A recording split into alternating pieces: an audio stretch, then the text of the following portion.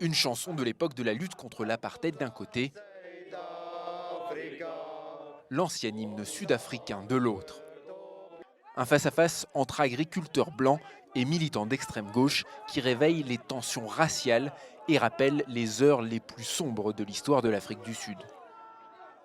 La scène se déroule devant le tribunal de la petite ville de Sénécal dans le centre du pays, où sont jugés deux hommes accusés d'avoir tué un jeune fermier blanc nommé Brendan Horner début octobre. On n'est pas ici pour discuter, on est venu pour montrer physiquement qu'on en a assez.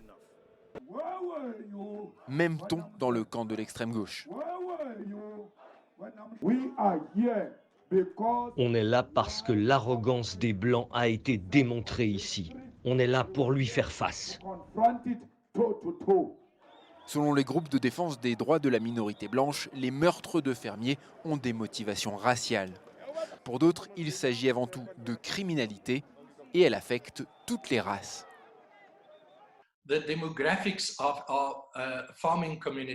Notre communauté agricole est encore majoritairement blanche pour des raisons historiques, mais il y a de plus en plus de fermiers noirs, métis ou indiens.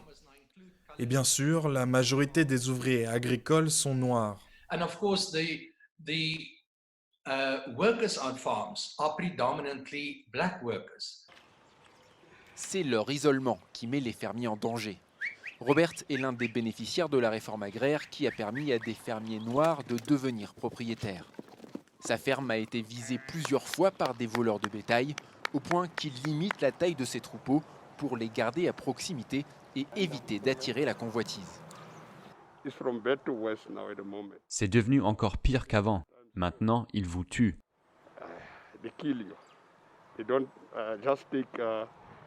Ils ne se contentent pas de vous voler vos bêtes. Ils vous tuent.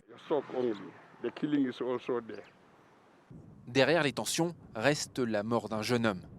Brendan Horner, 22 ans, a été étranglé et abandonné contre la clôture de l'exploitation où il travaillait. C'est quelque chose d'horrible. On entend des histoires, ça arrive aux autres, mais je n'aurais jamais imaginé que ça puisse nous arriver. C'était un moment absolument horrible.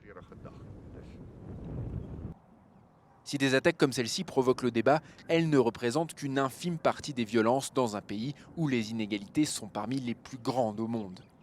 En 2019, 21 000 meurtres ont été commis en Afrique du Sud.